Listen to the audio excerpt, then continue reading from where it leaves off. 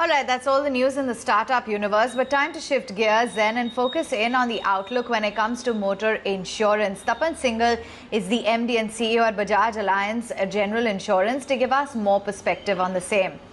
Thanks so much for joining in on ET Now. Well, I'm just going through the latest reports, and that's from the Information Insurance Bureau, and that indicates that nearly 57% of the vehicles in India still do not have motor insurance.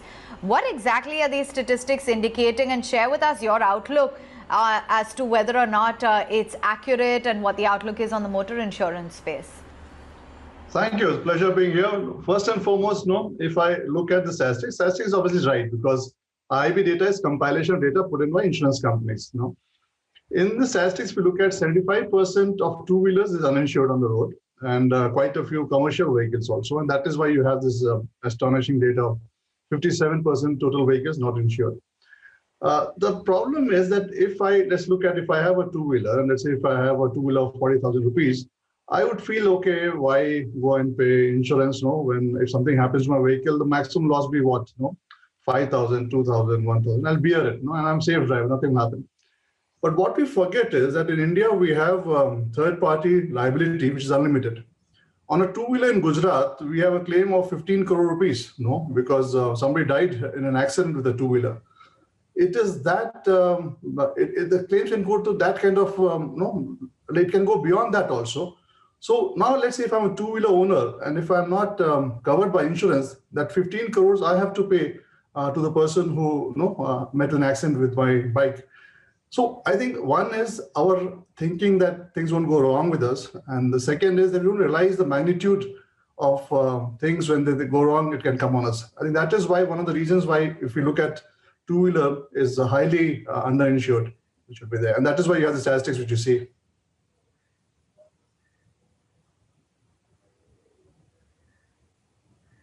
Okay. And, another category that has gained traction in the recent times is health insurance. A sharp spike is what we've seen in the health insurance premiums. Do you think that this looks like a trend that could sustain for the long haul? It's actually, again, very, very interesting. So when COVID happened, if I look at March, we had lockdown. In the month of April, actually, the retail health growth was minus 3% of the industry. It picked up, I think, May, June, July, August, September. If I see, there was a pickup of health growth. It reached over 30%, 40%. And now it's again coming down. I think I have two, thinking here, let me put it. If I look at COVID as an illness, it can happen to anyone. That's the first point. Second, if I look at the average cost, it's about 1.5 to 2 lakh rupees. Third point, if I look at all insurance companies and we go to the website, the COVID cover is available. Fourth point, there's not much of underwriting. It is just a 15-day waiting period and you can buy a cover, straight 2-3 clicks and you have a cover. If I look at the uninsured population in India for health, it will be at least 70-80 crores. If I take away, even the people below poverty line who have been covered by the government health scheme, or if I look at about 10-12 crores covered by the insurance companies, which technically means for a cover which is available for less than 3 rupees a day, which in the 70-80 crores most can afford, the insurance company server should be crashing, which did not happen. It is still sold by distribution. It is still sold by word of mouth and the perception of risk. As the perception of risk comes down, and which is visible if you go to the streets, you hardly see people wearing masks. So as the perception of risk comes down, I think the spike in health that we saw, that also is getting modulated, which is there. And that has always been, I think, when I saw floods happening in, let's say, Chennai, other places, there's high interest for a few days. And after the event gets over, about 15 days, the spike in the interest keeps on coming down. I think broadly it has to do with the perception of risk that a person sees, and that is the time it builds up. So yes, health did spike for some time, but not to the level that it could have. But now I see slowly it's coming down, back to the normal levels as it was earlier.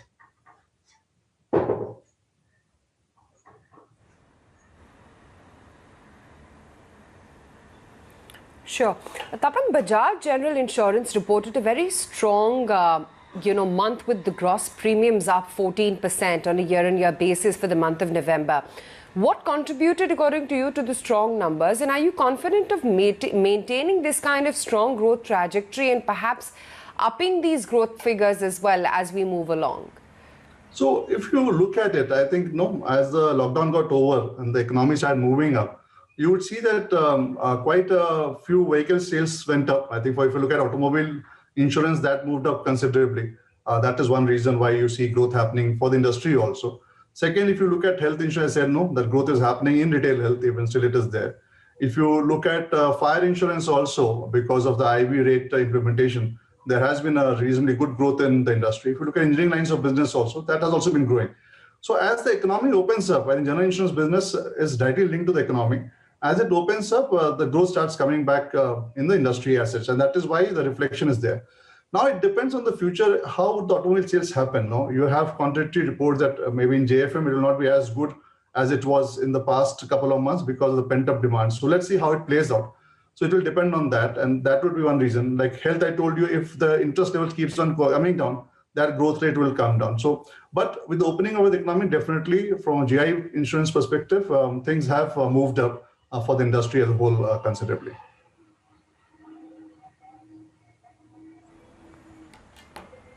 Okay. So as we move along, what would be your key focus areas for growth when it comes to FY22? And what are the factors that you think are going to aid the growth momentum going forward? See, one of my belief is that a lot of infrastructure development will happen in the country, which again, as I said, as the economy grows, the general insurance industry has a direct correlation to that. That is one thing. Second, if I look at in tier 2, tier 3 cities, and this has been again widely published, a lot of economic activity is happening there. And our presence in those towns, which is there when we started VA so much earlier, also helps us get that growth momentum. And third, if I look at it, I think the way distribution expanding, the way if I look at the infrastructure or the internet structure is getting created in smaller towns, and the way things are moving up, and the way I see insurance industry moving up into these towns, I believe the growth will be sustained with larger expansion of territories, geographies.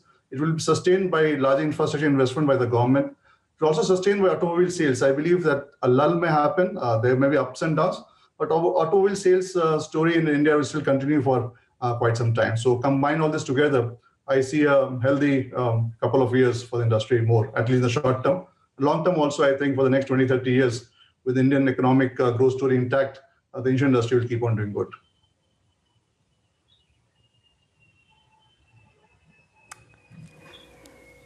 Okay.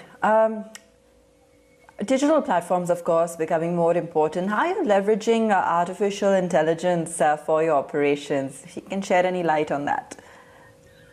Okay, again, this is a dilemma for the industry, which is an interesting dilemma. And I think we use tech as very important tools to offer solutions for dilemmas.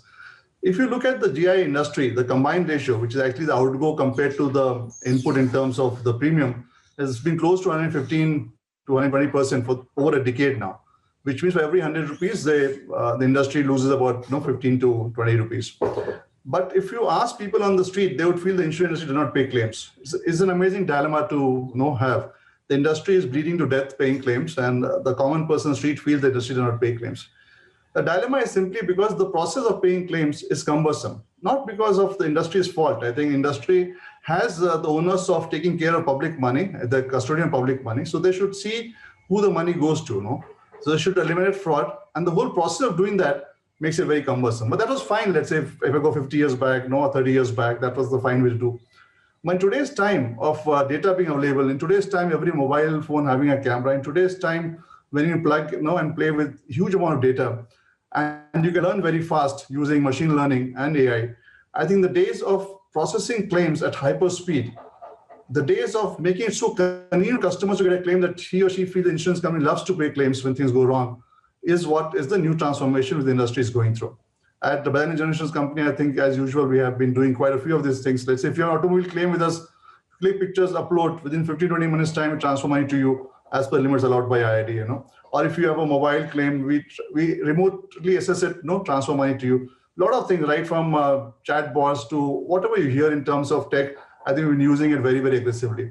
So I would say if you look at insurance company 3 or 4 years from now, it'll be very different from the experience that you had 3 or 4 years back from today. I think a lot of companies would be investing in such kind of machine learnings, would be investing in terms of making claims very hassle-free at a very hyper speed.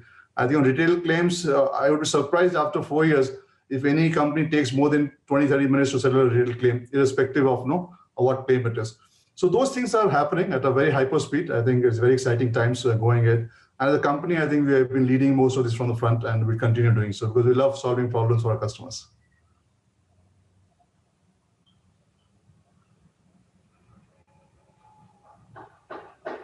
We'll leave it there today. Tapan, thanks so much for joining us. Good chatting with you. As usual, pleasure. Thank you very much for having me. Just a moment.